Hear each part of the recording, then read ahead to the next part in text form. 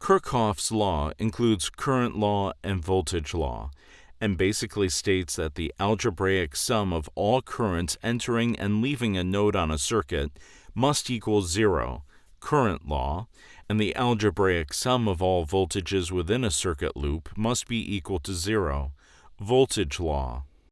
For current at any specific node on a circuit, it's also stated as current in equals current out. Faraday's law pertains to magnetic fields in circuits.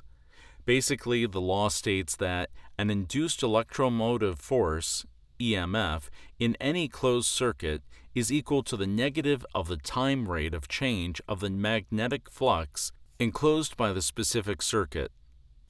In equation form, it's E equals dB over dt, or change in magnetic flux, B, divided by change in time.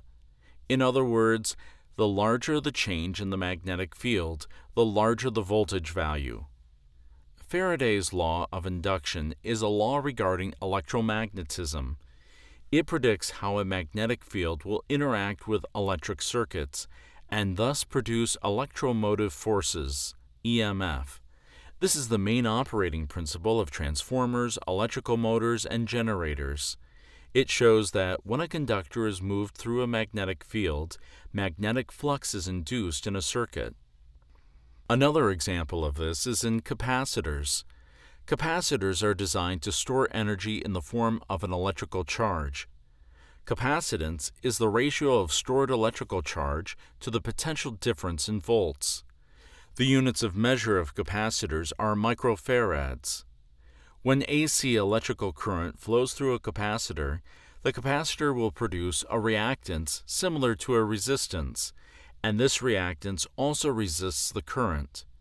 So every component in an electrical circuit has some capacitance.